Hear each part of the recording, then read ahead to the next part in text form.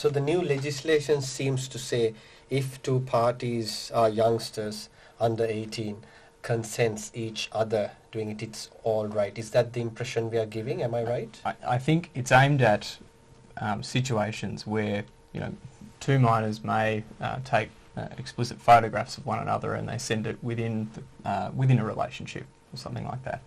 And then in you know, classic examples have been where, say, a relationship is soured and then one party has forwarded those images that were taken that are very private and then forwarded them on to their friends or so on and so forth. So it's aimed at that distribution, and I think that's the interesting thing. And we're talking about, you know, Deb was talking about how prevalent this is and the research. The interesting thing is it will only be criminal in those circumstances if the distribution is contrary to community standards. Now, community standards change over time. That's a very interesting topic, isn't it? Say if someone, either myself or someone, just take off the shirt, and will that be considered as an intimate image? It depends on the other person who receives, or there is a definition right. Of intimate image in the new legislation. So it basically has to depict someone that's engaged in a sexual activity or in some kind of sexual context, and then there's also some other specific things. And also, well. Is there where the community standards from a community perspective? That's a legal test, is it? So the community standards is to distributing the image. Intimate image has a fixed definition and it will stay the same. Right. But whether or not, that's what I find interesting about these laws, is you might have a situation where it comes down to a magistrate or a judge to decide if a photograph was taken between two minors and then distributed on, is it in circumstances that it's contrary to community standards? Where are we going as a community that will make it an offence? We'll go back, yes, Paul. In relation Sorry, to Chen. that's all right. In relation to what you were saying, Dinesh, that's correct. What one person perceives as a possible act in a sexual nature might not be perceived by another person. Yes, there are standard definitions in relation to what intimate sexual activities are, but one of the definitions is an activity of a sexual nature. So when you say taking off your shirt, you might think it is something of a sexual nature, but a lot of other people might perceive it not to be. So that community standard is something that needs to be borne out in the courts and cases. And remember, these legislation came in on the 2nd of November. So just last month. Just last month, exactly. And so far, from our experiences, I'm sure Russell can inform me as well, there has been no charges under these legislation because it takes normally about 2 or 3 months for the charges to be borne into actual court hearings. So this is an evolving, apart from being new, this will evolve as well. That's exactly right. So the definitions of what we're discussing about, they will be eventually flushed out in either legislative reforms or precedents in court hearings. And let me go back to the legal side of it, to the new, the new 2 summary offences. One relates to a threat. Yes. And the other, the actual distribution. That's correct. Can we talk about threat? That means someone's threatening to distribute, and that's an offence as well. Yeah. And depending on the nature of the offence, there can be, let's say, jail term. Am I correct? Yeah. Up to 1 year for threatening to distribute a photo of somebody else. Although it is important to note that as part of that, there has to the victim has to have a belief. Has to genuinely believe that you will carry out the threat, that the threat is real. So again, coming back to the social aspect of it, how do you think the parents, do they acknowledge this situation from your research and experiences, or is the parents and children, should they have a discussion on, or is the education that is given in relation to these matters, is it sufficient enough these days?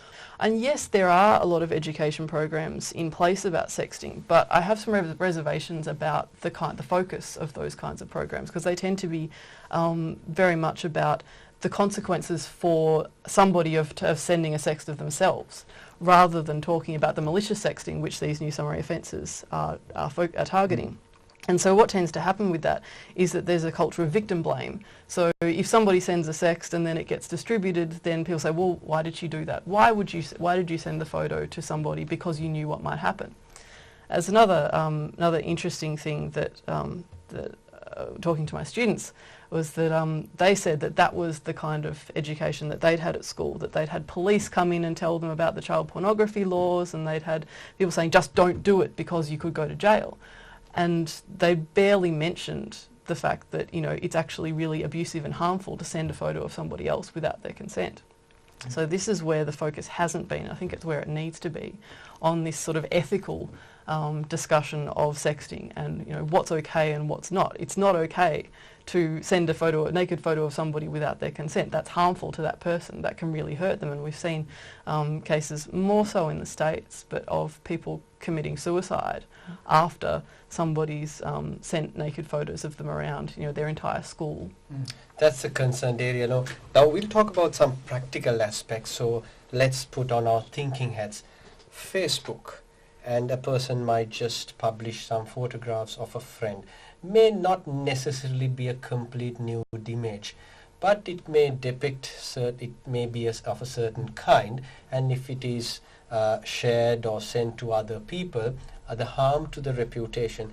Does these laws adequately cover these situations, and what are the circumstances, or just randomly, what are your thoughts? Well, I think these laws are designed to draw a very clear boundary. Of course, first boundary is in essence whether you're a minor or an adult. It's a very clear distinguishing feature. If you're an adult, you can't possess any pornography of a child. Specifically. So even if, let's say, you're in a relationship with if you're over the age of 18 and there's a minor who is under the age of 18, you still can, regardless of whether you're in a relationship or not, if they find that there are images on your phone of a child under the age of 18. Intimate images, you will then potentially be charged with the child pornography offences. So, and those are very serious offences. You end up in serious. the sex offenders register. And that's exactly.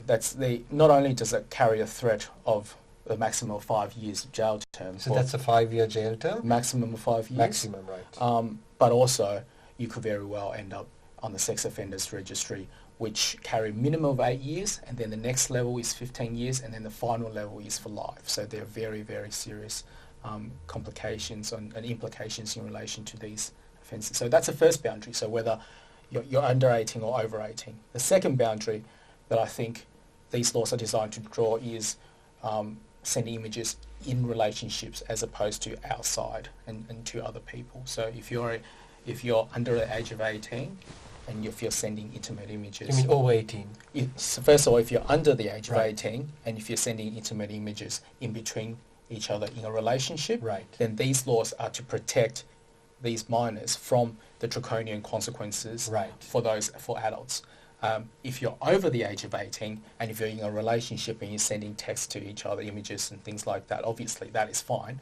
But if you go outside of that bubble and start sending images without the consent of the other party to other individuals, that's when these laws come in. These days it is also called revenge porn, am I correct? That's correct. And I think an interesting thing to note on Chen's point there is that for adults who, under the new laws, are able to consent to the distribution, it's not just to the distribution itself, but it's also the manner in which it's distributed. So there may be some consent to an agreed number of people or, you know, certain people, but going out and brandishing these images all over the internet and that might be outside the scope of the consent that the person actually gave initially. So I think that's going to be an interesting area as well.